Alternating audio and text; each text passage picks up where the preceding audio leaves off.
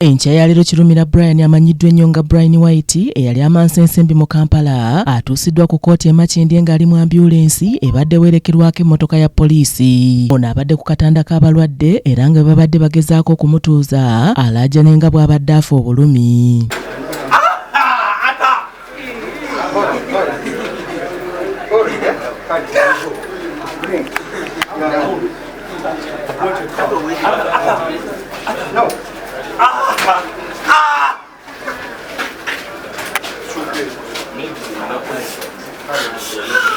Ono bw'ati bamuvugidde ku katanda okutuuka mu ofiisi y'omulamuzi Ssaalaba nga tewakkiriziddwa b'amawulire. Taata w'omugenzi Carol Nalubwame yafiira mu maka ga Brian White oluvannyuma akkiriziddwa okuyingira mu ofiisi eno awamu ne Tom Mutyaba ssaako batabani be ng'era bano twogeddeko nabo oluvannyuma. Bakkira bwe baggula oluggi nga Kanula eri Ssaalabani ayingidde. Omulamuzi n'amugamba tokakkana si munnamawulire ayingidde. Kati nako akakodyo kabadde kalungi kayange era nsiime omulamuzi kyakoze mbadde nsoose kunyiiga nti abaganye naye bakulaba ku kamera tebadde kigenda kutambula. Twebaza nnyo buli asobodde okulaba nga fayida n'etambula okutuusa wano wetuuse.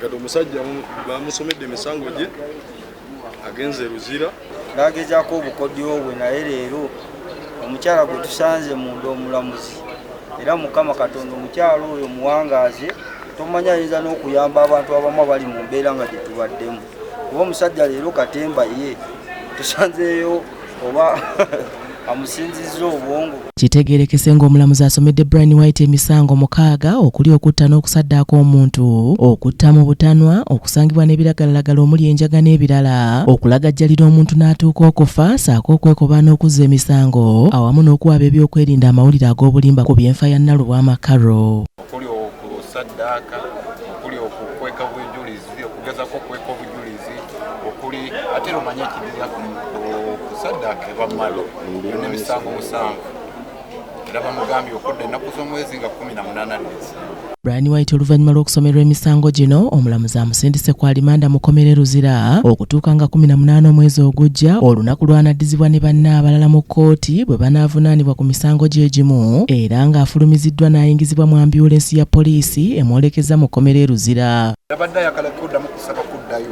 mu ddwaliro bano ne bagamba no tulina obujulizi bwonna dokita bwatuwadde bwe buti ne bwe buti mumusooke mubakubiri abadde akozesa obukodo bungi abadde ayagala nnyo olweza leero situwatya ne bakakutulo. Ono avunaanibwa wamu ne Nalunga Daisy muganzi we abaho Daphne ne Nakato Nava. Abawawaabirwa bano bagambibwa okuba n'omukono mu nfa y'omugenzi Nalubwama Carol eyajjiira omuliro mu maka ga Brian White agasangibwa mu bitundu by'e Munyonyo mu divisioni y'e Makindye mu Kampala ogwamuviirako okufa bwe zaali ng'ennaku z'omwezi 22 omwezi ogw'Ekkumi omwaka guno. Aneti Nakayibaale yakusakidde eggulire lino ku Racket TV amalindirire.